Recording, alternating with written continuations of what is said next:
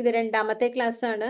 നാരായണ ഗുരുദേവൻ എഴുതിയ ജനനി നവരത്ന മഞ്ജരി എന്ന കൃതിയിലെ 9 പദ്യങ്ങളിൽ ഓരോന്നും എടുത്ത് അത് ചൊല്ലി ആവർത്തിച്ച് ചൊല്ലി അതിൻ്റെ ഓരോ വാക്കായിട്ട് ഇഴ പിരിച്ചുകൊണ്ട് അർത്ഥം പറയുക എന്ന് പറയുന്ന അതിനുള്ള ഒരു പരിശ്രമം എന്ന് തന്നെ വളരെ പ്രധാനപ്പെട്ട ഒരു കാര്യമാണ്. വലിയ ഒരു സന്തോഷം തരുന്ന ഒരു കാര്യമാണ്.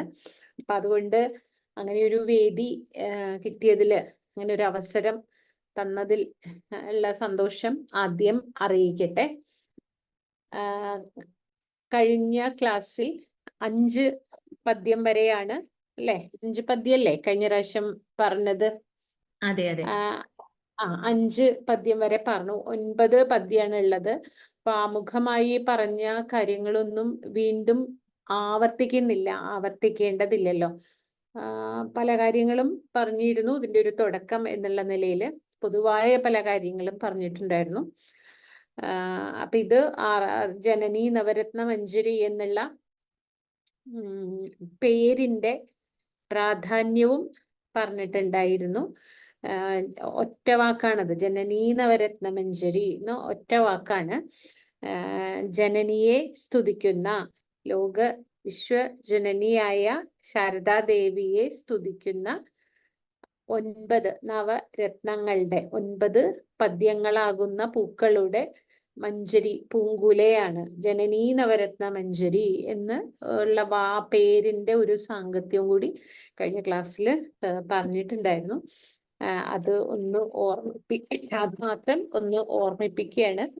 അപ്പൊ കഴിഞ്ഞ 5 പദ്യങ്ങളിൽ പറഞ്ഞത് 5 പദ്യം പറഞ്ഞു. വാസ്തവത്തിൽ ഈ 5 പദ്യങ്ങൾ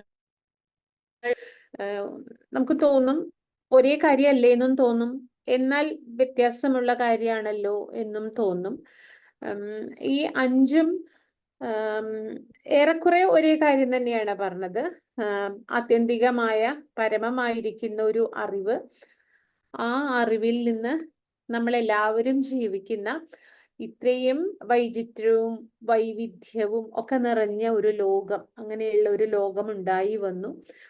എങ്ങനെയാണ് ലോകത്തിലെ ഓരോ പ്രതിഭാസവും ആത്യന്തികമായ അറിവിന്റെ സ്ഫുരണങ്ങളായിരിക്കുന്നത് എന്നൊക്കെയുള്ള ലോകം ഉണ്ടായി വരുന്നൊരു പ്രക്രിയ, നമ്മുടെ കാഴ്ചയുടെ ഒരു പ്രത്യേകത, നമ്മൾ പരമമായ അറിവിന് അല്ലെങ്കിൽ ഇതാണ് യാഥാർത്ഥ്യം എന്ന് അറിയാനായിട്ട് നമ്മൾ ശ്രമിക്കേണ്ടതിന്റെ ആവശ്യകത അല്ലെ? ആരായുക, അന്വേഷിക്കുക, ഒന്നൊന്നായി എണ്ണുക, അങ്ങനെ നമ്മൾ ചെയ്യേണ്ട ഒരു പ്രയത്നത്തിനെ കുറിച്ച് നാരായണ ഗുരുദേവൻ ഓരോ പദ്യത്തിലും ആവർത്തിച്ച് ഇങ്ങനെ നമ്മളെ ഓർമ്മിപ്പിച്ചുകൊണ്ടേയിരിക്കും. നമ്മൾ ചെയ്യണം, നമ്മൾ നോക്കിയാലായിരിക്കും അത് കാണുള്ളൂ, അല്ലാതെ വെറുതെ ഇരുന്നാലും നമ്മുടെ കാഴ്ചയിൽ വന്ന് പെടില്ല എന്നെപ്പോഴും ഓർമ്മിപ്പിച്ചുകൊണ്ടിരിക്കും. ആദ്യത്തെ 5 പദ്യങ്ങളിൽ എന്തൊക്കെ കാര്യങ്ങൾ പറഞ്ഞു എന്നുള്ളതാണ്. അപ്പൊ ആദ്യത്തെ പദ്യത്തില് അറിവ് എന്നുള്ള ഒരു തത്വം എങ്ങനെയാണ് അതിന്റെ സ്ഫുരണങ്ങളാകുന്നത് ലോകത്തിലെ ഓരോന്നും എന്ന് പറഞ്ഞു. രണ്ടാമത്തെ പദ്യത്തിലെ മായ എന്നുള്ള ഒരു ഉപാധിയെ വെച്ചിട്ട് പഞ്ചഭൂതങ്ങൾ അടക്കമുള്ള ഒരു സൃഷ്ടി എങ്ങനെ ഉണ്ടാകുന്നു എന്ന് പറഞ്ഞു. മൂന്നാമത്തെ പദ്യത്തില് അറിവിന്റെ പല തലങ്ങളുണ്ട്. ഏറ്റവും പ്രാഥമികമായ അറിവുണ്ട്, ഒരു അഖണ്ഡ അനുഭൂതി എന്നുള്ള തരത്തിലുള്ള ഒരു അറിവിന്റെ തലമുണ്ട്. നാലാമത്തെ പദ്യത്തിലെ ഒരു കാര്യകാരണ ഭാവം, അതായത് ആഴിയും തിരമാലയും പോലെ എന്നുള്ള രീതിയിൽ കാര്യകാരണ ഭാവത്തിനെ കുറിച്ച് പറഞ്ഞു. അഞ്ചാമത്തെ പദ്യത്തില് ആണ് ആയുർവേദവുമായിട്ട് വളരെ ബന്ധമുള്ള കിലാലവായു അനല കോലാഹലം ഭുവനം എന്ന് പറഞ്ഞ്, അതായത് പഞ്ചഭൂതങ്ങളുടെ ഒരു കോലാഹലമാണ്, സമ്മിശ്രണമാണ് ഭുവനം എന്ന് പറഞ്ഞു. അതില് കീലാലം വെള്ളം, വായു, അനലൻ അഗ്നി ഇവയുടെ കോലാഹലം. അപ്പൊ ആയുർവേദത്തിൽ പറയുന്ന ജലാഗ്നി വായു പ്രക്രിയയാണ് ജീവൻ എന്ന് പറയുന്ന ഒരു തത്വവുമായിട്ട് എങ്ങനെയാണ് എന്താ പറയാ ചേർത്ത് അത് വായിക്കുക എന്നുള്ള അങ്ങനെയാണ് 5 പദ്യങ്ങളുടെ കാര്യം, 5 പദ്യങ്ങൾ വിശദീകരിച്ചത്. ഇതില് 5 വലിയ ചിത്രങ്ങളാണ് നമ്മുടെ മുന്നിൽ വരച്ചിടുന്നത്. 6ാമത്തെ പദ്യം ഞാൻ പദ്യം ഒന്ന് വായിക്കാം. പൊതുവായ കുറച്ച് കാര്യങ്ങൾ അവസാനം പറയുകയും ചെയ്യാം. മീനായതും ഭവതി മാനായതും ജനനി നീ നാഗവും നഗഖഗം താനായതും നീ നാഗവും നഗഖഗം താനായതും ധര നദീ നാരിയും നരനും ആ നാഗവും നരകവും നീ നാമരൂപമതിൽ നാനാവിധ പ്രകൃതിമാനായി നിന്നറിയുമീ ഞാനായതും ഭവതി ഹേ രൂപിണി അഹോ നാടഖിലവും എന്നാണ് പദ്യം. മീനായതും ഭവതി മാനായതും ജനനി നീ നാഗവും നഗഖഗം താനായതും ധര നദീ നാരിയും നരനും ആ നാഗവും നരകവും. നാ എന്നുള്ള അക്ഷരം ഇങ്ങനെ ആവർത്തിച്ചു വരുന്നത്. നീ നാമരൂപം അതിൽ നാനാവിധ പ്രകൃതിമാനായി നിന്നറിയുമീ ഞാനായതും ഭവതി ഹേ നാദരൂപിണി അഹോ നാടകം നിഖിലവും എന്നുള്ളതാണ് പദ്യം. ഇതില് ഓരോന്നും നമ്മുടെ നമ്മൾ ജീവിതത്തില് കണ്ടും കേട്ടും പറഞ്ഞും ഒക്കെ അറിയുന്ന ഓരോ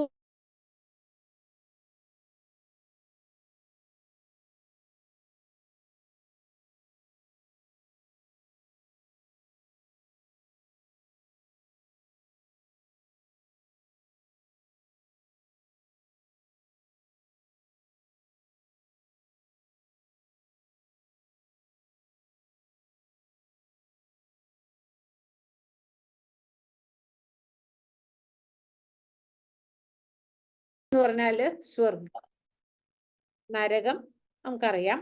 അപ്പൊ ഇതെല്ലാം നീ തന്നെയാണ്. ലോകത്തില് നമ്മുടെ 5 ഇന്ദ്രിയങ്ങളെ കൊണ്ട് കണ്ടും കേട്ടും പറഞ്ഞും തൊട്ടും ഒക്കെ അറിയുന്ന ഓരോന്നും നീ തന്നെയാണ്. നമ്മൾ അനുഭവിക്കുന്ന ഓരോന്നും നീ തന്നെയാണ്. അമ്മ തന്നെ, ദേവി തന്നെയാണ്. മീനായതും ഭവതി മാനായതും ജനനി നീ നാഗവും നഗഖഗം താനായതും ധര നദീ നാരിയും നരനും ആ നാഗവും നരകവും. അപ്പൊ നാഗവും നരകവും, സ്വർഗവും നരകവും നീ തന്നെയാണ് എന്ന് പറയാണ്.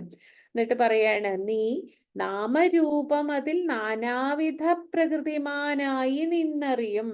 അതായത് നാനാവിധ പ്രകൃതിമാൻ എപ്പോഴും ഇതുവരെയുള്ള 5 പദ്യങ്ങളിലും ഒരു ഏകരൂപമായിരിക്കുന്ന ഒരു അറിവുമുണ്ട്, അങ്ങനെ ഒരു തത്വമുണ്ട്.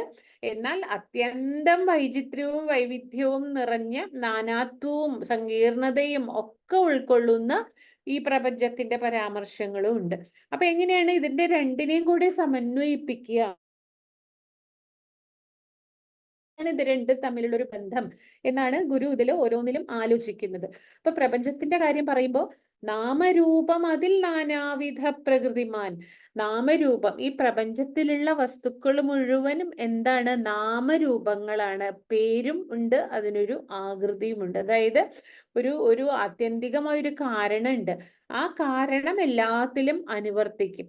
ആ കാരണത്തിൽ നിന്നുണ്ടാകുന്ന ഓരോ കാര്യത്തിനും ആകൃതിക്ക് വ്യത്യാസം ഉണ്ടാവും, പേരിന് വ്യത്യാസം ഉണ്ടാവും. അതായത് മണ്ണുകൊണ്ട് പലവിധ കാര്യങ്ങൾ, മണ്ണ് എന്ന കാരണത്തിൽ നിന്ന് പലവിധ കാര്യങ്ങൾ, അത് കുടമാവാം, കലമാവാം, അതൊരു കളിപ്പാട്ടമാവാം, ഒരു ഒരു ഒരു വിഗ്രഹമാകാം, അല്ലെ? ഇതൊക്കെ ആവുമ്പോൾ ആത്യന്തികമായി അത് മണ്ണാണെങ്കിലും അതിന്റെ പേരും ആകൃതിയും വ്യത്യാസമാണ്. അപ്പൊ ഇതുപോലെയാണ് ആത്യന്തികമായ തത്വം എന്ന് പറയാ. അപ്പൊ നാമരൂപങ്ങൾ മാത്രമാണ് ഒരു വേദാന്തത്തിന്റെ സിദ്ധാന്തം അനുസരിച്ച് പ്രപഞ്ചം എന്ന് പറയുന്നത്. നമ്മൾ അറിയുന്ന ഈ വൈവിധ്യമൊക്കെ എത്രയേ ഉള്ളൂ, ഏത് തലം വരെ ഉള്ളൂ ഈ വൈവിധ്യം? നാമരൂപങ്ങളുടെ തലത്തിൽ മാത്രമേ ഉള്ളൂ. നമ്മളെല്ലാവരും തമ്മില് പേരില് വ്യത്യാസമുണ്ട്, രൂപത്തിലും വ്യത്യാസമുണ്ട്, ആത്യന്തികമായി വ്യത്യാസമില്ല. അപ്പൊ നാമരൂപങ്ങളിൽ മാത്രമാണ് ഈ വൈവിധ്യമുള്ള, അതുവരെയേ വൈവിധ്യമുള്ളൂ. അതിനപ്പുറത്തേക്ക് സൂക്ഷ്മമായ തലത്തിൽ വൈവിധ്യമല്ല ഉള്ളത്, ഏകത്വമാണ് ഉള്ളത്. അപ്പൊ നാമരൂപം അതിൽ നാനാവിധ പ്രകൃതിമാൻ, ഈ നാമരൂപത്തെ ആശ്രയിച്ച് അല്ലെങ്കിൽ നാമരൂപങ്ങളുടെ അടിസ്ഥാനത്തിലാണ് ഈ ഒരു വൈവിധ്യമുള്ള പ്രകൃതി ഈ ഒരു പ്രപഞ്ച കാരണമായിട്ടൊക്കെ നീ നിൽക്കുന്നത് നാമരൂപത്തിന്റെ അടിസ്ഥാനത്തിലാണ്. അങ്ങനെ അറിയുമീ ഞാനായതും, ആ ഒരു കാര്യം, ആ ഒരു തത്വം അറിയുന്ന ഞാൻ, ആ സാധകനായിരിക്കുന്ന, നിന്നെ അന്വേഷിക്കുന്ന ഞാൻ, അതും നീ തന്നെയാണ് എന്ന് പറയാം. നീ നാമരൂപമതിൽ നാനാവിധ പ്രകൃതിമാനായി നാനാവിധ പ്രകൃതിമാൻ എന്ന് പറഞ്ഞാൽ നാനാവിധ പ്രകൃതിയോട് കൂടിയത് എന്നാണ് അർത്ഥം. അപ്പൊ നാനാവിധ പ്രകൃതിമാനായി നിന്നറിയുമീ അങ്ങനെ നിന്നെ അറിയുന്ന, നിന്നറിയും ഈ ഞാനായതും, ഇങ്ങനെയുള്ള ഞാനായതും അല്ലെ. ഓരോ വാക്കിനും അർത്ഥം ഉണ്ടല്ലോ. ഒരു പദ്യം എടുക്കുമ്പോ, ഒരു ടെക്സ്റ്റ് എടുക്കുമ്പോ ആചാര്യന്മാര് ഒരു വാക്കും ഇങ്ങനെ വെറുതെ എഴുതില്ല, ഓരോ വാക്കിനും അർത്ഥമുണ്ട്. അപ്പൊ ഈ ഞാൻ ഇങ്ങനെ ദേവിയെ അന്വേഷിച്ചു വരുന്ന, ദേവിയുടെ തത്വം മനസ്സിലാക്കാനായിട്ട് ഇങ്ങനെയുള്ള ഞാൻ, ഈ ഞാൻ സാധകനായിരിക്കുന്ന ഞാൻ, അതും നീ തന്നെയാണ്. ഈ ഞാനായതും ഭവതി ഹേ നാദരൂപിണി. അവിടെ സംബോധനയാണ്. ഇന്ന് നമ്മൾ പല സംബോധനകൾ കണ്ടു, ഉല്ലാഘബോധജനനി, പല സംബോധനകളും കണ്ടു അല്ലെ, ആഗമന്ത നിലയെ, പല സംബോധനകളുണ്ട്. ഈ പദ്യത്തിലെ സംബോധന ഈ രാജയോഗ ജനനി എന്നുള്ളൊരു സംബോധന ഉണ്ടായിരുന്നു. ഇതിലെ സംബോധന ഹേ നാദരൂപിണി എന്നുള്ളതാണ്. അപ്പൊ നാദം അതൊരു ഭാരതീയ ദാർശനിക സിദ്ധാന്തം അനുസരിച്ച്, ഒരു സിദ്ധാന്തം അനുസരിച്ച് ആത്യന്തിക തത്വം എന്ന് പറയുന്നത് നാദമാണ്. ഒരു ശബ്ദതത്വം, ശബ്ദം എന്ന് പറഞ്ഞാൽ നമ്മൾ കേൾക്കുന്ന ശബ്ദം അല്ല, ആ ശബ്ദത്തിനൊക്കെ അടിസ്ഥാനമായി ഒരു വൈബ്രേഷൻ എന്നൊക്കെ നമുക്ക് പറയാം. ഒരു വൈബ്രേഷൻ ഉണ്ട്.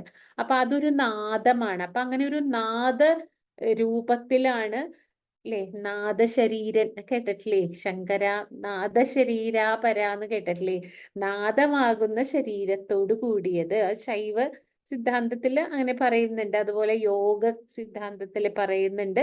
നാദമാണ് ആത്യന്തിക വ്യാകരണ ദർശനം, സംസ്കൃത വ്യാകരണത്തിന്റെ ഒരു ദർശനമുണ്ട്, ശബ്ദതത്വം എന്ന് പറയുന്നുണ്ട്. അപ്പൊ അങ്ങനെ നാദം എന്നുള്ള, ശബ്ദം എന്നുള്ളതിനെ ഒരു ദാർശനികമായിട്ടുള്ള ആലോചനകൾ ധാരാളം നമ്മുടെ സിദ്ധാന്തങ്ങളിൽ നടത്തിയിട്ടുണ്ട്. അപ്പൊ ആ ഒരു ദാർശനിക സിദ്ധാന്തങ്ങളെയൊക്കെ ആവാഹിച്ചുകൊണ്ട് ഗുരു ജനനിയെ വിളിക്കുകയാണ് ഹേ നാദരൂപിണി എന്ന് വിളിക്കുകയാണ്. ആത്യന്തികമായി നാദമാണ്. നാദരൂപ അത്തരം ധാരാളം ഈ സ്തോത്രങ്ങളും പദ്യങ്ങളും പാട്ടുകളൊക്കെ അന്വേഷിച്ചാൽ ഇങ്ങനെ ഉണ്ടാവും. നാദശരീര എന്നുള്ള പാട്ടറിയുന്ന ആരെങ്കിലും, നാദതനും അനിശം എന്ന ഒരു പാട്ടുണ്ടല്ലോ, നാദമാകുന്ന തനുവിനോട് ശരീരത്തോടു കൂടിയ എന്നുള്ളതാണ്. അപ്പൊ നാദരൂപിണി എന്ന് വിളിക്കുകയാണ്. അഹോ നാടകം നിഖിലവും, ഇത് മുഴുവനും, ഈ കാണുന്നതൊക്കെയും നാടകമാണ്. നാടകമാണെന്ന് പറഞ്ഞാല്, നാടകം എന്ന് പറഞ്ഞാൽ തീർത്തും നമ്മൾ ചിലപ്പോ ഈ ഒട്ടുമില്ലാത്തതെന്ന് കാണിക്കാൻ വേണ്ടിയിട്ട് വെറുതെ നാടകമാണെന്ന് നമ്മൾ പറയും. പക്ഷെ അങ്ങനെ അല്ലല്ലോ. നാടകം എന്ന് പറഞ്ഞാല് അത് തീർത്തുമില്ലാത്തതുമല്ല. അതെ, കാണുന്ന സമയത്ത് നമ്മൾ അത് അനുഭവിക്കുന്നുണ്ടല്ലേ, അതിലെ വികാരങ്ങൾ അല്ലെ, അതിലെ എല്ലാ കാര്യങ്ങളും, ചിന്തകൾ, ഭാവങ്ങൾ, ഇതെല്ലാം നമ്മൾ അനുഭവിക്കുന്നുണ്ട്. അപ്പൊ അത് തീർത്തും ഇല്ലാത്തതെന്ന് പറയാൻ പറ്റില്ല, എന്നാൽ ആത്യന്തികമായി ശരിയെന്നും പറയാൻ പറ്റില്ല.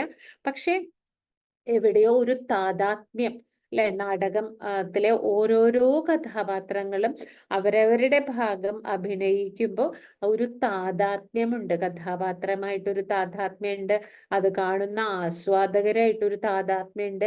ഇതൊക്കെ നിയന്ത്രിക്കുന്ന ഒരു നാടകകർത്താവ്, ഒരു സൂത്രധാരൻ, അതിന്റെ പിന്നില് ഈ നാടകത്തിന്റെ കഥാഗതിയെ മുഴുവനും, അവതരണത്തിനെ മുഴുവനും നിയന്ത്രിക്കുന്നും ഉണ്ട്. അപ്പൊ അതാണ് നാടകം നിഖിലവും എന്ന് പറഞ്ഞാൽ തീർത്തും ഇല്ലാത്തതൊക്കെ പൊള്ളയ അങ്ങനെ അല്ല അർത്ഥം. അങ്ങനെയല്ല അർത്ഥം. ആ ഒരു താദാത്മ്യം എങ്ങനെയാണ് സംഭവിക്കുന്നത് എന്നുള്ള ഒരു അർത്ഥത്തിലാണ് നമ്മൾ എടുക്കേണ്ടത്. അപ്പോ ഭവതി ഹേ നാദരൂപിണി അഹോ നാടകം നിഖിലം, ഇതെല്ലാം ഒരു നാടകമാണ്. അഹോ എന്ന് പറയാണ്. അപ്പൊ അതൊരു ഒരു അതിശയകരമായ അതിശയിപ്പിക്കുന്ന ഒരു കാര്യമാണ്. അപ്പൊ ഈ ഒരു ആത്യന്തികമായൊരു സത്തയുടെ കാര്യവും അതിൻ്റെ ഒരു ഏകത്വം, അതിനെ ആശ്രയിച്ചു നിൽക്കുന്ന ഒരു വൈവിധ്യം, അതിലുണ്ടാകുന്ന അനേകം സങ്കീർണതകൾ, ഇതൊക്കെ മനസ്സിലാക്കുന്നതിനുള്ള ഒരു പരിശ്രമം, ഇതെല്ലാം ആലോചിക്കുമ്പോൾ അഹോ എന്ന് പറയാണ്. അതായത് അത് അത്രയും അതിശയകരമായിരിക്കുന്ന ഒരു ഒരു തത്വവും പ്രക്രിയയും ഒക്കെയാണ് എന്നുള്ളതാണ് ആ അഹോ എന്നുള്ള വാക്കുകൊണ്ട് ഉദ്ദേശിക്കുന്നത്. അപ്പൊ നോക്കൂ, മീനായതും ഭവതി മാനായതും ജനനി, നീ നാഗവും നഗഖഗം താനായതും, ധര നദീ നാരിയും നരനുമാ നാഗവും നരകവും, നീ നാമരൂപം അതിൽ നാനാവിധ പ്രകൃതിമാനായി നിന്നറിയും ഈ ഞാനായതും ഭവതി ഹേ നാദരൂപിണി അഹോ നാടകം നിഖിലവും എന്നുള്ള ഇത് വളരെ പ്രാഥമികമായിട്ട് പറഞ്ഞതാണ് അർത്ഥം. പക്ഷെ ഓരോ വാക്കും ഇപ്പൊ നാദരൂപിണി എന്നുള്ള സംബോധനയുടെ പിന്നിലുള്ള ഒരു അർത്ഥമുണ്ട് അല്ലെ. അപ്പൊ അങ്ങനെ ഓരോ നാടകം നിഖിലവും എന്ന് പറയുമ്പോ അതിന്റെ പിന്നിലുള്ള ഒരു അർത്ഥമുണ്ട്. ഓരോ പ്രയോഗത്തിനെയും നമുക്ക് ധാരാളമായിട്ട്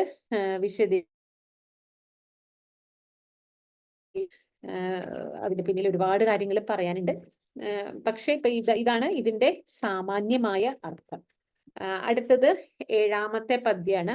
അപ്പൊ ഈ ഒരു നാടകം നിഖിലവും എന്നുള്ളതിൽ നിന്ന് മറ്റൊരു കാര്യത്തിലേക്ക് വരികയാണ്. ശരിക്കും ഈ 9 പദ്യങ്ങൾ നോക്കിക്കഴിഞ്ഞാൽ അതിൻ്റെ ഒരു സീക്വൻസ് എന്താണെന്ന് അങ്ങനെയും കൂടി നമുക്ക് ആലോചിക്കാവുന്നതാണ്.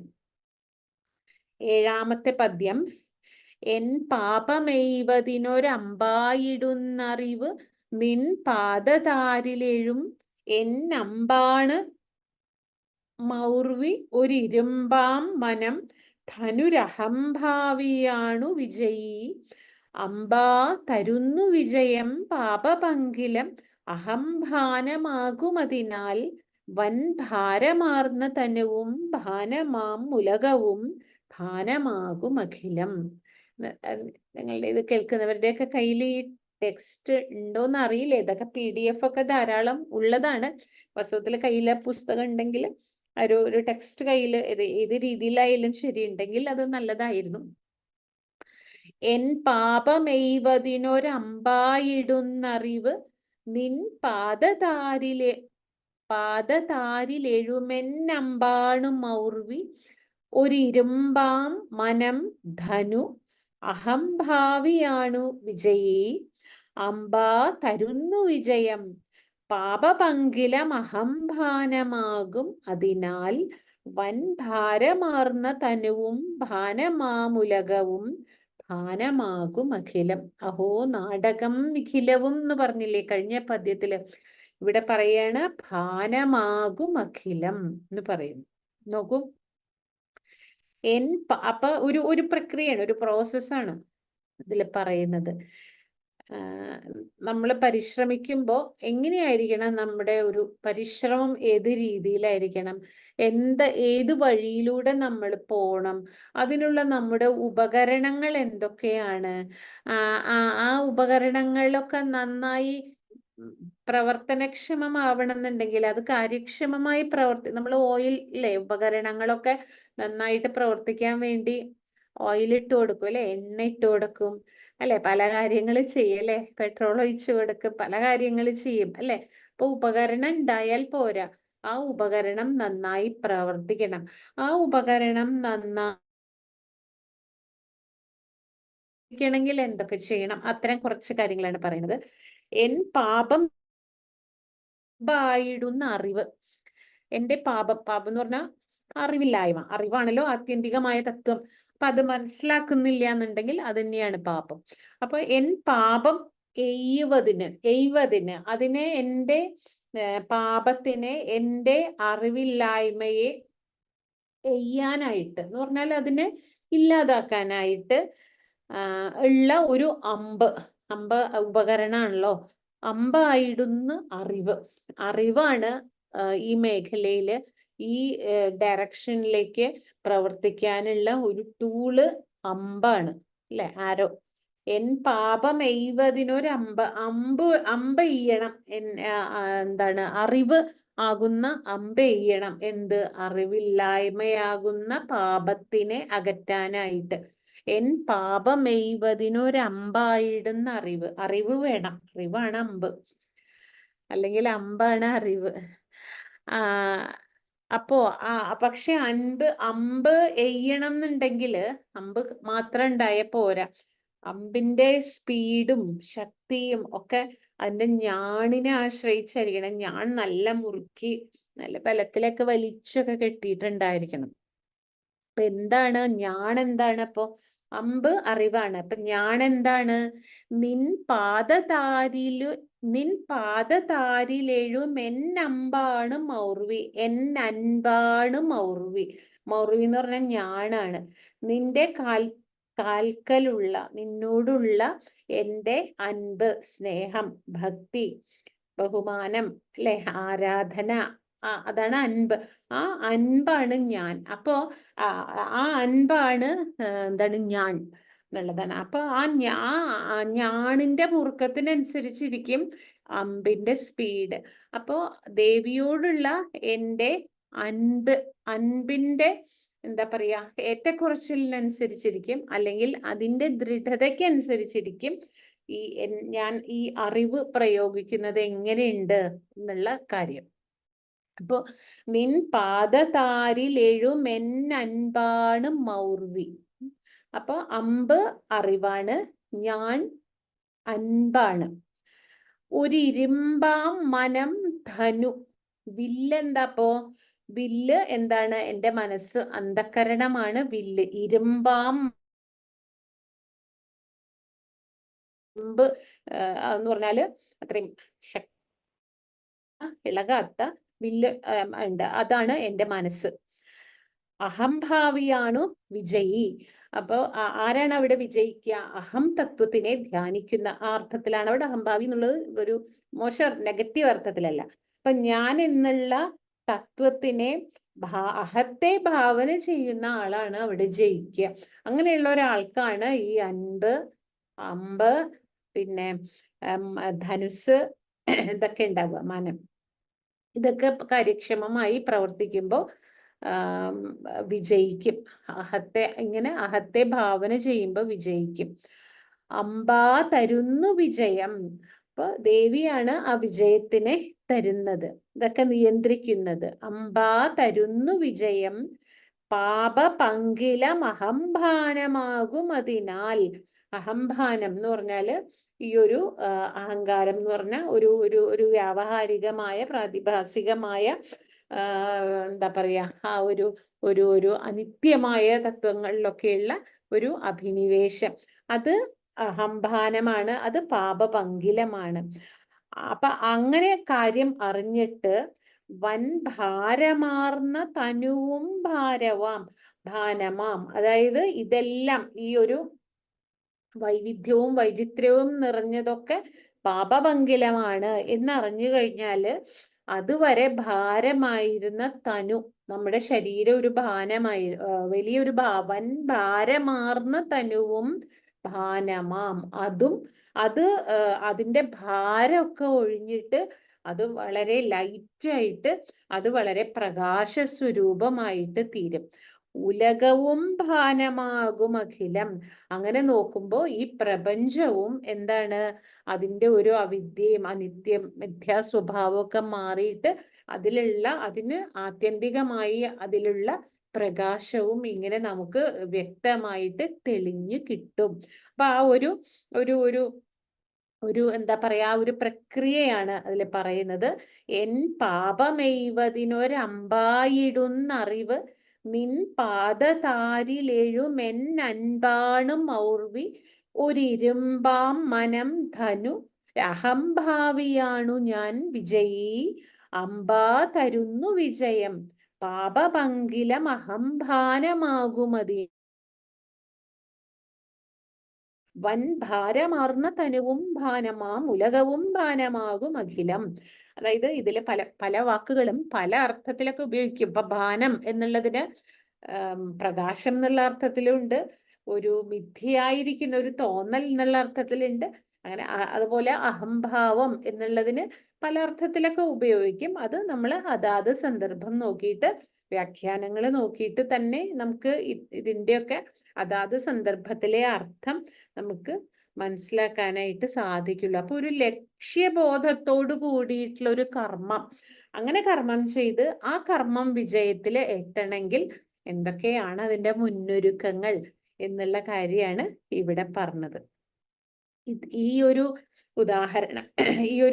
ഉദാഹരണം ഉപനിഷത്തുകളിലൊക്കെ നമുക്ക് ധാരാളമായിട്ട് കാണാം. അതായത് അപ്പൊ മുണ്ടകോപനിഷത്തില് ഞാൻ ജസ്റ്റ് ഉപനിഷത്തിലുള്ള 2 മന്ത്രങ്ങൾ അതൊരു സാമ്യം കാണിക്കാൻ വേണ്ടി മാത്രം ഇങ്ങനെ പറയാം. മുണ്ടകോപനിഷത്തില് പറയും, ധനുർഗൃഹീത്വ ഔപനിഷദം മഹാസ്ത്രം ശരം ഹ്യുപാസാനിശിതം സന്തധീത ആയമ്യ തദ്ഭാവഗതേന ചേതസ ലക്ഷ്യം തദേവ അക്ഷരം സൗമ്യ വിദ്ധി. അതായത് ധനുസ്, വില്ലെന്താണ്? ഔപനിഷദം, ഉപനിഷത് ശാസ്ത്രമാണ് വില്ല്. മഹാസ്ത്രം ധനുർഗൃഹീത്വ ഔപനിഷദം മഹാസ്ത്രം ശരം ഉപാസാനിശിതം, ഉപാസന കൊണ്ട് മൂർച്ച കൂട്ടിയ മനസ്സാണ് അമ്പ് എന്ന് പറയുന്നത്. എന്നിട്ട് ആയമ്യ, അത് വില്ലിങ്ങനെ വലിച്ചിട്ട് തദ്ഭാവഗതേന ചേതസ, അത്രയും ലക്ഷ്യത്തിൽ ഉറച്ച മനസ്സോട് കൂടിയിട്ട് ലക്ഷ്യത്തിലേക്ക് നമ്മൾ പോകണം. തദേവ അക്ഷരം സൗമ്യ വിദ്യ, അതാണ് അക്ഷരം, നശിക്കാത്ത തത്വം എന്ന് പറയുന്നത്. അതുപോലെ മുണ്ടകോപനിഷത്തിൽ തന്നെയുള്ള വേറൊരു മന്ത്രമുണ്ട്, പ്രണവോ ധനുഹു ശരോഹ്യാത്മാ ബ്രഹ്മ തല്ലക്ഷ്യമുച്യത്തെ. പ്രണവം, ഓം, ഓങ്കാരം അല്ലെ, പ്രണവമാണ് ധനുസ്, വില്ല്, ശരമാണ് ആത്മാവ് എന്ന് പറയുന്ന. അപ്പൊ ഈ ഒരു ഉപമ ഉപനിഷത്തുകളിലും ഒക്കെ ഉള്ളതാണ്. പക്ഷേ ഇതില് നാരായണഗുരു ഇതില് ജനനീ നവരത്ന മഞ്ജരിയിൽ എഴുതിയപ്പോ കുറച്ചും കൂടി ഓരോ വാക്കിനെയും വിസ്തരിച്ച് അതില് അൻപ് എന്നൊക്കെയുള്ള അല്ലെ, ആ ഒരു ഒരു ഒരു അൻപ് എന്നുള്ള, അത് എങ്ങനെ വേണമെങ്കിലും നമുക്ക് അൻപ് എന്നുള്ള വാക്കിനെ വ്യാഖ്യാനിക്കാൻ പറ്റും, പല തലങ്ങളിലേക്ക് വ്യാഖ്യാനിച്ചു കൊണ്ടുപോകാൻ പറ്റും. അപ്പൊ ഒരു അൻപ് എന്നുള്ള ഒരു ഭാവത്തിനെയൊക്കെ കൊണ്ടുവന്ന് ാണ് ഈ ഒരു ഉപമയെ ജനനി നവരത്ന മഞ്ജരിയില് ഗുരു അവതരിപ്പിക്കുന്നത്. അടുത്തത് 8ാമത്തെ പദ്യാണ്. അപ്പൊ ഇതിലൊക്കെ വാക്കിന്റെ ഭംഗി ആവർത്തിക്കുന്നു, ഭാഷയുടെ ഭംഗിയൊക്കെ നമുക്ക് ചിലപ്പോൾ ആദ്യത്തെ പ്രാവശ്യം വായിക്കുമ്പോൾ നമുക്ക് അതിന്റെ അർത്ഥം മനസ്സിലാക്കാനുള്ള ശ്രമത്തിലായിരിക്കും. ആവർത്തിച്ച് വായിക്കുമ്പോഴായിരിക്കും നമുക്ക് ആ ഭാഷയുടെ ഭംഗിയൊക്കെ ഒന്നും കൂടി മനസ്സിലാവുള്ളൂ. 8ാമത്തെ പദ്യം. സത്തായി നിന്നുപരി ചിത്തായി രണ്ടുമൊരു മുത്തായി മൂന്നുമറിയും ഹൃത്തായി നിന്നതിനു വിത്തായി വിണ്ണൊടു മരുത്തായി ദൃഷ്ടി മുതലായി കൊത്തായിടും വിഷയവിസ്താരം അന്നതിനത്താവുമായി വിലസും സിദ്ധാനുഭൂതിയിലും എത്താതെയാം അതിമഹത്തായിടും ജനനി നീ. ഇതിലെത്താ എന്നുള്ള അക്ഷരാണ് ആവർത്തിച്ച് വരുന്നത്. സത്തായി നിന്നുപരി ചിത്തായി രണ്ടും ഒരു മുത്തായി മൂന്നും അറിയും ഹൃത്തായി നിന്നതിനു വിത്തായി വിണ്ണൊടു മരുത്തായി ദൃഷ്ടി മുതലായി കൊത്തായിടും വിഷയവിസ്താരമന്നതിനത്താവുമായി വിലസും സിദ്ധാനുഭൂതിയിലും എത്താതെയാം അതിമഹത്തായിടും ജനനി നീ. ഇവിടെ നോക്കൂ, സത്ത്, ചിത്ത്, ആനന്ദം എന്നുള്ള ഒരു സത്ത് എന്ന് പറഞ്ഞാൽ നമുക്കറിയാം ഉണ്മ, ചിത്ത് ചൈതന്യം, ആനന്ദം ഒരു ഇമോഷണൽ കണ്ടന്റ് ആണ്. അപ്പൊ ആത്യന്തികമായിരിക്കുന്ന തത്വം ഉണ്ടല്ലോ, ആ തത്വത്തിന്റെ ഇത് മൂന്നും തത്വമാണ്. സത്ത്, ചിത്ത്, ആനന്ദം. ഇത് എല്ലാത്തിലും ഉണ്ട് എന്നുള്ളതാണ്. അപ്പൊ സത്ത്, ചിത്ത്, ആനന്ദം, നാമം, രൂപം, ഇങ്ങനെ 5 അംശങ്ങൾ ഉണ്ട് എന്നാണ് പറയുക വേദാന്തത്തില്. അപ്പൊ സത്ത്, ചിത്ത്, മുത്ത്. മുത്ത് എന്ന് പറഞ്ഞാൽ സംസ്കൃതത്തിൽ മുത്ത് എന്ന് പറഞ്ഞാല് സന്തോഷം, മോദം, സന്തോഷം എന്നുള്ളതാണ്. അപ്പൊ സത്തായി നിന്നുപരി, ആദ്യം ആരംഭത്തിൽ നീ ഉണ്മയാണ്. അത് കഴിഞ്ഞ് ചിത്തായി, അത് കഴിഞ്ഞെന്നുള്ള അർത്ഥത്തിലല്ല, അതിന്റെ ഒപ്പം തന്നെയാണ് ചിത്ത്, ചൈതന്യവുമാണ്. ഒപ്പം തന്നെ മുത്താണ്, സന്തോഷവുമാണ്, ആനന്ദവുമാണ്. സത്ത്, ചിത്ത്, ആനന്ദം. സത്തായി നിന്നുപരി ചിത്തായി രണ്ടും ഒരു മുത്തായി മൂന്നും അറിയും. അങ്ങനെ ഈ 3 അംശങ്ങളെയും നമ്മൾ അറിയണം. ഇതാണ് ബ്രഹ്മസ്വരൂപമായിട്ട്, ബ്രഹ്മത്തിന്റെ സ്വരൂപ ലക്ഷണമായിട്ട് വേദാന്തത്തിൽ പറയല്ലേ, സച്ചിദാനന്ദം ബ്രഹ്മ എന്ന് പറയുമല്ലോ. സച്ചിദാനന്ദം, സത്ത്, ചിത്ത്, ആനന്ദം, ഉണ്മ, ചൈതന്യം, അതിൻ്റെ ഒരു ഇമോഷണൽ കണ്ടന്റ്. അപ്പൊ സത്തായി നിന്നുപരി ചിത്തായി രണ്ടും ഒരു മുത്തായി മൂന്നും അറിയും. എന്നിട്ടോ ഹൃത്തായി നിന്നതിനു വിത്തായി. എന്നിട്ട് ഇത് മൂന്നും അറിയും ഹൃത്തായി, അല്ലെ? സത്തായി നിന്നുപരി ചിത്തായി രണ്ടും ഒരു മുത്തായി മൂന്നും അറിയും ഹൃത്തായി. ഈ 3 അംശങ്ങളെയും ഈ 3 രൂപങ്ങളെയും അറിയുന്ന ഹൃത്തായിട്ട്, ഹൃദയമായിട്ട് നിന്നിട്ട് അതിന് വിത്തായി, അതിന്റെ മൂലകാരണമായി, അതിന്റെ സോഴ്സായി, അതിന്റെ ഉറവായി നിന്നതിന് വിത്തായി. എന്നിട്ടോ വിണ്ണൊടു മരുത്തായി. അവിടെ വിണ്ണ്, ആകാശം, മരുത്ത്, വായു, അല്ലെ? വിണ്ണൊടു മരുത്തായി. അപ്പൊ ഇവിടെ പഞ്ചഭൂതങ്ങളെ കുറിച്ചാണ് പറയുന്നത്. ദൃഷ്ടി മുതലായി ഇന്ദ്രിയങ്ങളെ കുറിച്ചാണ് പറയുന്നത്. കണ്ണ്, അല്ലെ? ഈ അതായത് ഈ പഞ്ചഭൂതങ്ങളെ കുറിച്ച് പലതരത്തില് പഞ്ചഭൂതങ്ങളെ കുറിച്ചുള്ള പരാമർശം മുൻ പദ്യങ്ങളിലൊക്കെ കല്ലാഴിയും കനലും എന്നൊരു പദ്യത്തില് പറഞ്ഞു. കല്ല്, ആഴി, കനല്, അല്ലെ? നമ്മള് പൃഥ്വി, അപ്പ്, തേജസ്, വായു, അല്ലെ? അതിന് മലയാളത്തില് ഗുരുദേവൻ പറഞ്ഞു കല്ലാഴിയും കനലും എന്ന് പറഞ്ഞു. വേറൊരു പദ്യത്തില് പറഞ്ഞു കീലാല വായു അനല കോലാഹലം എന്ന് പറഞ്ഞു. അങ്ങനെ പലതരത്തില് പഞ്ചഭൂതങ്ങളെ കുറിച്ച് പറയണം. ഓരോന്നിനും ഓരോ പ്രത്യേകതയാണ്. അപ്പൊ ഇവിടെ വിണ്ണൊടു മരുത്തായി, എന്നിട്ട് ദൃഷ്ടി മുതലായി, ഇപ്പൊ പഞ്ചഭൂതങ്ങളെയും പഞ്ചേന്ദ്രിയങ്ങളെയും ഒക്കെ പറയാണ്. എന്നിട്ടോ കൊത്തായിടും. അപ്പൊ അങ്ങനെ ഇന്ദ്രിയങ്ങളായി, പഞ്ചഭൂതങ്ങളായി. അപ്പൊ അങ്ങനെ, അതായത് ആദ്യം സത്ത്, ചിത്ത്, ആനന്ദം എന്ന് പറഞ്ഞ ഏറ്റവും ഫണ്ടമെന്റൽ ആയിരിക്കുന്ന അടിസ്ഥാനപരമായ തത്വം. എന്നിട്ട് അതിനെ അറിയുന്ന ഹൃത്ത്, അന്ധക്കരണം. എന്നിട്ട് അതിന് വീണ്ടും അതിന് അടിസ്ഥാനമായിരിക്കുന്ന തത്വം. എന്നിട്ട് അതിൽ നിന്ന് സൂക്ഷ്മത്തിൽ നിന്ന് ക്രമേണ നമുക്ക് സ്ഥൂലത്തിലേക്ക്, 2 തരത്തില്, സ്ഥൂലത്തിൽ നിന്ന് സൂക്ഷ്മത്തിനെയും മനസ്സിലാക്കാം, സൂക്ഷ്മത്തിൽ നിന്ന് സ്ഥൂലത്തിനെയും മനസ്സിലാക്കാം. അപ്പോ മരുത്തായി, അപ്പൊ അത് കഴിഞ്ഞ് പഞ്ചഭൂതങ്ങൾ, അത് കഴിഞ്ഞിട്ട് ഇന്ദ്രിയങ്ങൾ, അത് കഴിഞ്ഞിട്ട് കൊത്തായിടും വിഷയവിസ്താരം. അല്ലെ? ഈ വിഷയവിസ്താരം, ലോകം, ജഗത്തല്ലെ, പ്രപഞ്ചം. കൊത്ത് എന്ന് പറഞ്ഞാൽ എന്താ അർത്ഥം? പൂങ്കൊത്ത്, അങ്ങനെയൊക്കെയാണ് അർത്ഥം പറയണത്. ധാരാളമായിട്ട് ഉള്ള ഒരു ആധിക്യം, ഒരു ബാഹുല്യം, അല്ലെ? കൊത്തായിടും വിഷയവിസ്താരം. എന്നിട്ടോ അന്നം, അതിൽ നിന്ന് അന്നം അതിനത്താവുമായി വിലസും. അന്നം എന്ന് പറയുന്ന ഭക്ഷണം എന്നാണ് അർത്ഥം. പക്ഷെ നമ്മൾ അനുഭവിക്കുന്ന എല്ലാ വസ്തുക്കളും അന്നം തന്നെയാണ്. അതിന്റെ അത്താവ്, അതിന്റെ ഭോക്താവ്, ഇതെല്ലാം എന്താണ്? ജനനി തന്നെയാണ്. അപ്പൊ നോക്കൂ, സത്തായി നിന്നുപരി ചിത്തായി രണ്ടും ഒരു മുത്തായി മൂന്നും അറിയം ഹൃത്തായി നിന്നതിനു വിത്തായി വിണ്ണൊടു മരുത്തായി ദൃഷ്ടി മുതലായി കൊത്തായിടും വിഷയവിസ്താരം അന്നം അതിനത്താവുമായി വിലസും.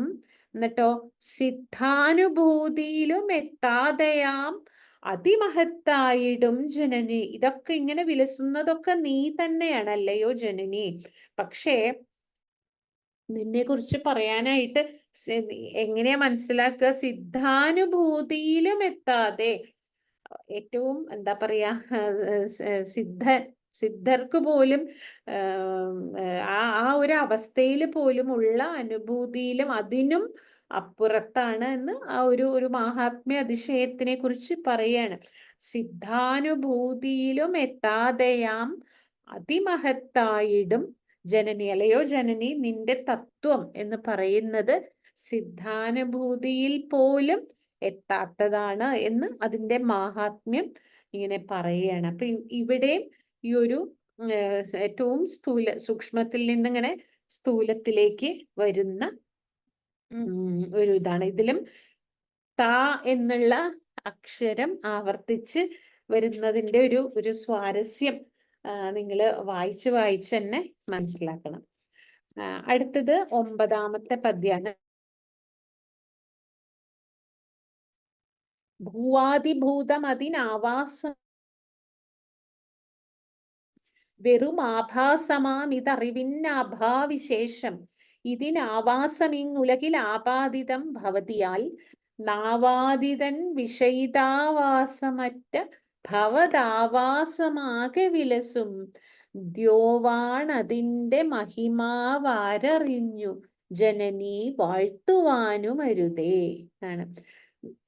ഭൂവാദിഭൂതം, നമ്മൾ ഈ കാണുന്ന ഭൂമി അല്ലെ, അല്ലെങ്കിൽ പഞ്ചഭൂതങ്ങളും അതിൻ്റെ പല എന്താ പറയാ അതിൻ്റെ കാര്യവസ്തുക്കളും ഒക്കെ അടങ്ങുന്ന ഈ വസ്തുക്കൾക്ക് ആവാസമില്ല. ശരിക്കും അതിന് ആ രീതിയിൽ നിലനിൽപ്പില്ല. അത് വാസ്തവത്തിൽ ഒരു അറിവിന്റെ നിലയിൽ മാത്രമാണ് അതിന് നിലനിൽപ്പുള്ളത്. വേദാന്തത്തിന്റെ ഭാഷയിൽ പറയുമ്പോൾ ഇതെല്ലാം നാമരൂപങ്ങളാണ്. അതിന് ഈ രീതിയിലല്ല, നമ്മൾ എങ്ങനെയാണോ കാണുന്നത് ആ രീതിയിലല്ല അതിന്റെ യാഥാർത്ഥ്യം സ്ഥിതി ചെയ്യുന്നത്. അതിനപ്പുറത്താണ് അതിന്റെ യാഥാർത്ഥ്യം ഉള്ളത്. അപ്പൊ ഭൂവാദിഭൂതം അതിനാവാസമില്ല, ആവാസമില്ല, അതിന് നിലനിൽപ്പില്ല അല്ലെ, നമുക്കറിയാലോ, എപ്പോഴും പരിണമിച്ചുകൊണ്ടേയിരിക്കും. അപ്പൊ ഭൂവാദിഭൂതം അതിനാവാസമില്ല, വെറും ആഭാസമാം ഇതിങ്ങനെ വന്നു പോകുന്ന ഒരു ആഭാസമാണ്.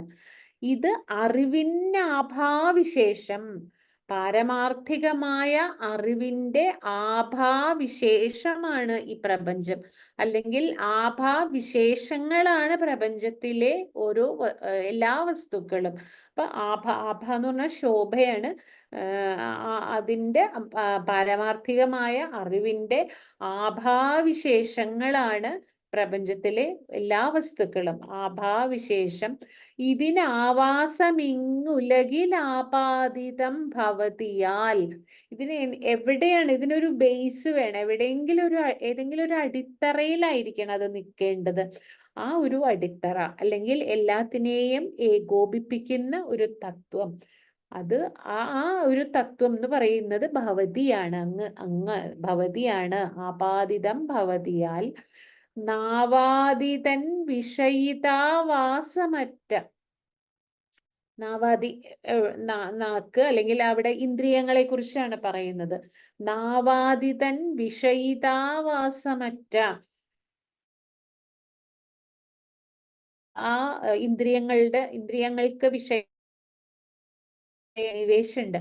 ആ അഭിനിവേശത്തിനെ അടക്കിയ നാവാദിതൻ വിഷയിതാവാസമറ്റ ആവാസം ആകവിലസും. അങ്ങനെയുള്ള ഒരു അവസ്ഥയിലാണ് അല്ലയോ ജനനി അങ്ങയുടെ ആവാസമുള്ളത്. എന്നിട്ട് ആ ആവാസം വിലസുന്ന ദ്യോവാണ് അതിൻ്റെ മഹിമാവ്.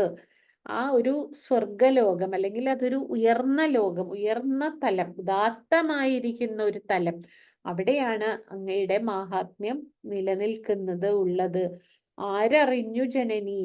ആ ആ മഹിമയെ അറിഞ്ഞിട്ടുണ്ടാവും? ആരും അറിഞ്ഞിട്ടുണ്ടാവില്ല എന്ന് പറയാണ്. മഹിമാവാരറിഞ്ഞു വാഴ്ത്തുവാനും അരുതേ. അതിനെ വാഴ്ത്താനായിട്ട് ആവുന്നില്ലല്ലോ അല്ലെ? അത് ഈ ശങ്കരാചാര്യരുടെ മറ്റേ സൗന്ദര്യ ലഹരിയിലൊക്കെ പറയും, അവസാന ഭാഗത്ത് ഒരു ശ്ലോകത്തിലുണ്ട്. ഒരു സമുദ്രത്തിലെ ജലം തന്നെ എടുത്തിട്ട് എന്താണ്, ജലം തന്നെ എടുത്ത് ജലത്തിനെ ആരാധിക്കുക. എന്താണ്, ഒരു വിളക്കിൽ നിന്ന് കൊളുത്തിയ തിരി കൊണ്ട് ആ വിളക്കിനെ തന്നെ ആരാധിക്കുക അല്ലെ? അങ്ങനെ അതുപോലെ അല്ലയോ ദേവി, അങ്ങയുടെ തന്നെ വാക്കുകളെ എടുത്തിട്ട് അങ്ങയെ തന്നെ ആരാധിക്കുക എന്ന് ഉള്ള ഒരു ഇത് പറയും. അതുപോലെ വാഴ്ത്തുവാനും അരുതേ. നമുക്ക് ദേവി, അല്ലയോ ദേവി, അങ്ങയുടെ മാഹാത്മ്യത്തിനെ വാഴ്ത്തുവാനുള്ള വാക്കുകളൊന്നും നമ്മളുടെ കയ്യിലില്ല. ഇതെല്ലാം നമ്മൾ ഉപയോഗിക്കുന്ന വാക്കൊക്കെ അങ്ങയുടെ തന്നെ, ദേവി തന്നെ തന്ന വാക്കുകളാണ്. ആ വാക്കുകൾ ഉപയോഗിച്ചിട്ടാണ്, വേറെ സ്വന്തമായിട്ട് നമുക്ക് വാക്കൊന്നുമില്ല. അപ്പൊ വാഴ്ത്തുവാനും അരുതേ. ഭൂവാദിഭൂതമതിനാവാസമില്ല, വെറും ആഭാസമാം ഇതറിവിന്നാഭാവിശേഷം ഇതിനാവാസമിങ്ങുലകിലാപാദിതം ഭവതിയാൽ നാവാദിതൻ വിഷയിതാവാസമറ്റ ഭവദാവാസമാകെ വിലസും ദ്യോവാണതിന്റെ മഹിമാവ് ആരറിഞ്ഞു ജനനീ വാഴ്ത്തുവാനും അരുതേ എന്നുള്ളതാണ് 9ാമത്തെ പദ്യം. ഇത് 9:23 അപ്പൊ ഇതും ഞാൻ ഏറ്റവും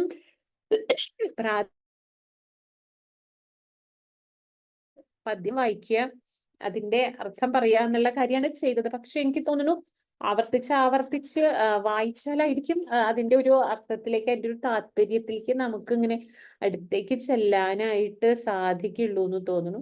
അപ്പൊ ഇതില് 1ാമത്തെ തൊട്ടുള്ള പദ്യങ്ങളൊക്കെ നോക്കിക്കഴിഞ്ഞാൽ അതിന്റെ നമുക്ക് അങ്ങനെയല്ലേ, നമുക്കൊരു അക്കാഡമിക് രീതിയിൽ പറയുമ്പോ എങ്ങനെയാ പഠിക്കുക, നമുക്ക് അർത്ഥം മനസ്സിലാവണല്ലോ, എന്നിട്ടാണല്ലോ നമുക്ക് അല്ലെ കാര്യം ഏറ്റവും അടിസ്ഥാനപരമായി എന്താണ് ഗുരുദേവൻ പറയണേ എന്ന് മനസ്സിലാവണ്ടേ. അപ്പൊ അതറിഞ്ഞിട്ടാണല്ലോ നമുക്ക് അടുത്ത തലത്തിലേക്ക് പോവാൻ പറ്റുള്ളൂ. അപ്പൊ എന്താണ് ഓരോ പദ്യത്തിലുമുള്ള സംബോധനകൾ ഏതൊക്കെ, ഓരോ പദ്യത്തിലുള്ള ക്രിയാപദങ്ങൾ ഏതൊക്കെ, അങ്ങനെയൊക്കെ ഒന്ന് നോക്കിയാൽ നന്നായിരിക്കും. സംബോധനകളാണെങ്കിൽ ജനനി, ഉല്ലാഘബോധ ജനനി,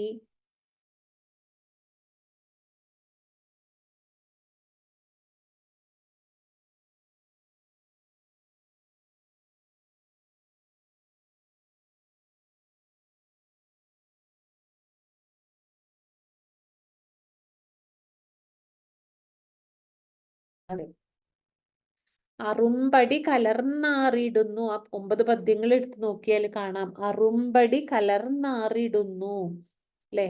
ആറിടുന്നു, എല്ലാവരും തിരയുക അല്ലെ? ഞാൻ അദ്ദേഹത്തിന്റെ പദ്യങ്ങളൊക്കെ എടുത്ത് നോക്കിയാൽ കാണാം, നമ്മൾ തിരയണം അല്ലെ? ആരായുകിൽ തിരകൾ നീരായിടുന്നു ഉണ്ടല്ലോ. അതുപോലെ മധുവുണ്ട് ആരമിക്കും, ആനന്ദിക്കും, നേരായി വന്നിടുക, ആരും ഉള്ളതറിവില്ല. അതുപോലെ ഞാൻ ആയതും ഭവതി, ഭാനമാകുമഖിലം, എത്താതെയാം അതിമഹത്തായിടും. അങ്ങനെ ക്രിയാപദങ്ങൾ എടുത്തു നോക്കാം, എന്തൊക്കെ ക്രിയാപദങ്ങളാണ് ഗുരുദേവൻ ഉപയോഗിക്കണേ, എന്തൊക്കെ സംബോധനകളാണ് ഗുരുദേവൻ ഉപയോഗിക്കണേ എന്നൊക്കെ നോക്കിയാൽ നമുക്ക് കുറച്ചും കൂടിയൊക്കെ ആ രീതിയിലൊക്കെ ഓരോ പദ്യവും അർത്ഥം മനസ്സിലാക്കാനായിട്ട് ശ്രമിച്ചാല് നല്ലതായിരിക്കും. അപ്പൊ ഞാൻ കഴിഞ്ഞ ദിവസവും പറഞ്ഞിട്ടുണ്ടായിരുന്നു, ഈ ഒരു കവിത അല്ലെങ്കിൽ ഈ ഒരു സ്തോത്രം ഒരു നമുക്ക് പലതരം സ്തോത്രങ്ങളുണ്ട് അല്ലെ? പലതരം സ്തോത്ര കൃതികളുണ്ട്, പലതരത്തില് പ്രാർത്ഥിക്കും അല്ലെ? അപ്പോ ഈ ഒരു സ്ഥൂലമായ അല്ലെങ്കിൽ ഏറ്റവും ബാഹ്യമായ തലത്തിലുള്ള പ്രാർത്ഥനകളുണ്ട്. പക്ഷെ ഈ സ്തോത്രകൃതി എന്ന് പറയുന്നത് നമ്മുടെ സൂക്ഷ്മമായിരിക്കുന്ന അനുഭവത്തിനോടാണ് ബന്ധപ്പെട്ടിരിക്കുന്നത്. സൂക്ഷ്മമായ തലത്തിലേക്കാണ് ഈ കവിത ഇറങ്ങി ചെല്ലുന്നത്. നമ്മുടെ ഈ അർത്ഥബോധം അങ്ങനെയുള്ള ഒരു സൂക്ഷ്മമായ തലത്തിലെ അർത്ഥബോധത്തിനോടാണ് ഈ കവിത അല്ലെങ്കിൽ ഈ സ്തോത്രം ബന്ധപ്പെട്ടിരിക്കുന്നത്.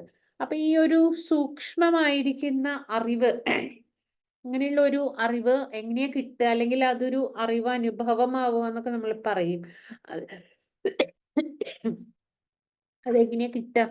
ഇതൊരു ഒരു പഠിച്ചാൽ അല്ലെ, പഠിക്കണം അല്ലെ, വീണ്ടും വീണ്ടും കാണാതെയൊക്കെ ചൊല്ലി പഠിക്കാം.